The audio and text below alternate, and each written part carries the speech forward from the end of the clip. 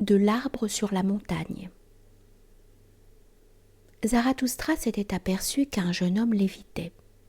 Et comme il allait un soir seul par la montagne qui domine la ville appelée la Vache multicolore, il trouva dans sa promenade ce jeune homme appuyé contre un arbre et jetant sur la vallée un regard fatigué.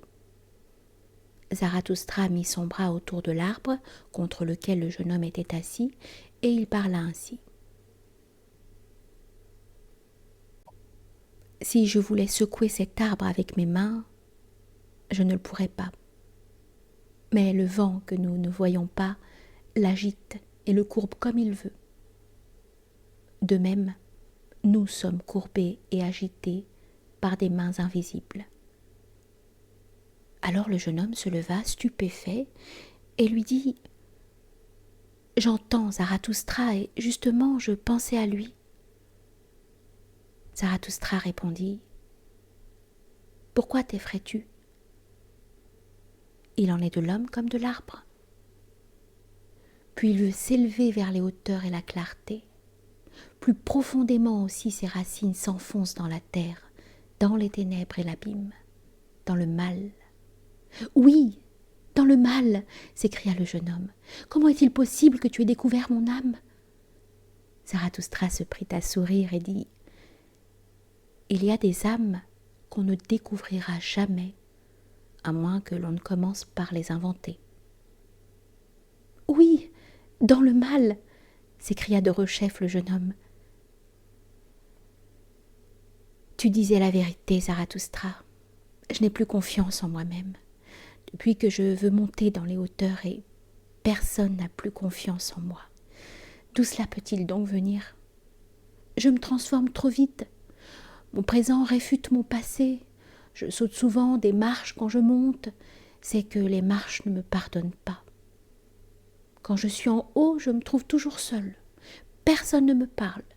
Le froid de la solitude me fait trembler. Qu'est-ce que je veux donc dans les hauteurs ?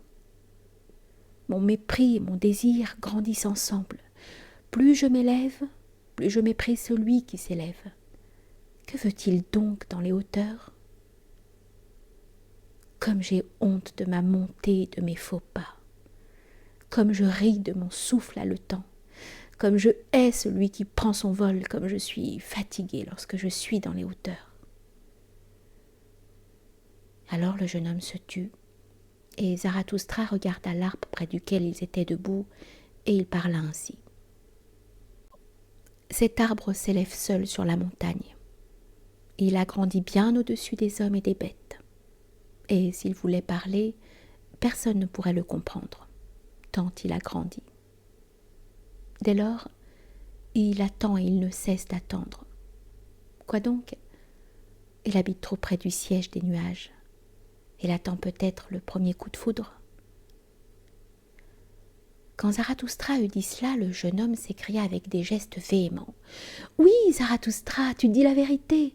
J'ai désiré ma chute en voulant atteindre les hauteurs et tu es le coup de foudre que j'attendais.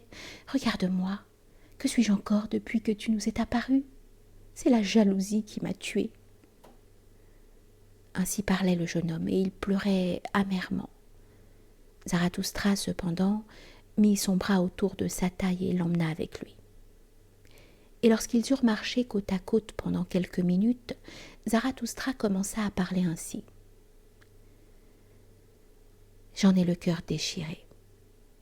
Mieux que ne le disent tes paroles, ton regard me dit tout le danger que tu cours. Tu n'es pas libre encore. Tu cherches encore la liberté. Tes recherches t'ont rendu noctambule et trop lucide. Tu veux monter librement vers les hauteurs et ton âme a soif d'étoiles, mais tes mauvais instincts, eux aussi, ont soif de la liberté. Tes chiens sauvages veulent être libres. Ils aboient de joie dans leur cave quand ton esprit tente à ouvrir toutes les prisons.